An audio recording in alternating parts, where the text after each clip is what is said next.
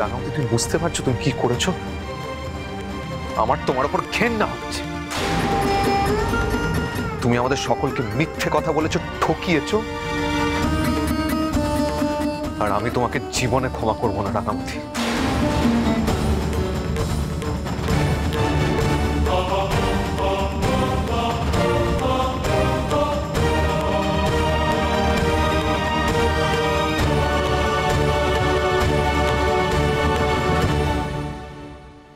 রাঙা, রাঙা ভেঙে পড়ো না প্লিজ, শক্ত থাকো। দেখ রাঙা, সবকিছু পরিষ্কার না হলে পরিস্থিতি এরকমই থাকবে। আর তুই তো খুব ভালো করে জানিস রাঙা, বড় বৌদি আর ভাইয়া ঠিক কেমন মানুষ। ওরা সব রকম ভাবে সুযোগ পেয়ে গেছে রাঙা তোকে সবার চোখে খারাপ করবার জন্য। কিন্তু রাঙা, ভেঙে পড়লে কিন্তু চলবে না।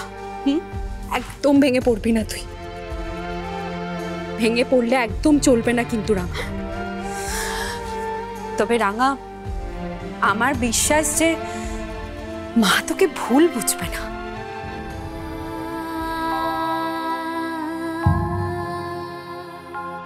দিদি ভাই, এই দুনিয়াতে সবাই আমাকে ভুল বুঝো, কিন্তু আমার মা আমাকে যদি ভুল বোঝে তাহলে আমার জীবনে আর কিছুই থাকবে না, কিচ্ছু না।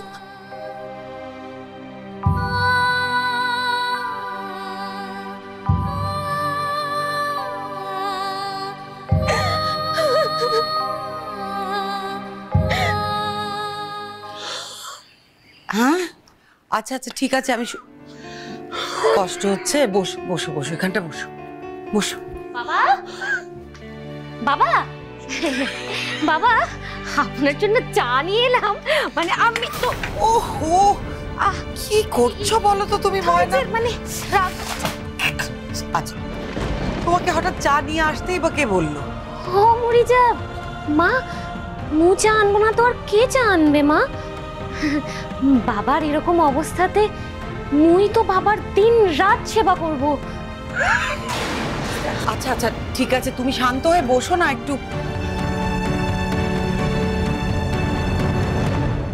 কত সেবা করবে আমার জানা আছে, সব তো সাত্তকী শিখিয়ে পাঠিয়েছে। শোনো ময়না, তোমাদের সবাইকে না এত ব্যস্ত হতে হবে না, আমি তো আছি। আমার শরীরে এতটুকু শক্তি আছে, আমার এতটুকু ক্ষমতা এখনো আছে যে আমি আমার হাজবেন্ডকে সেবা করে তাকে সুস্থ করে তুলবো, আমি পারবো করতে। তোমাদের সবাইকে সত্যি এত উতলা হতে হবে না। তুমি সাত্তকীকে বলে দিও যে মা এই কথাটা বলেছে। তুমি চা নিয়ে এসেছো, খুব ভালো করেছো, এবার যাও নিজের কাজ করো, যাও।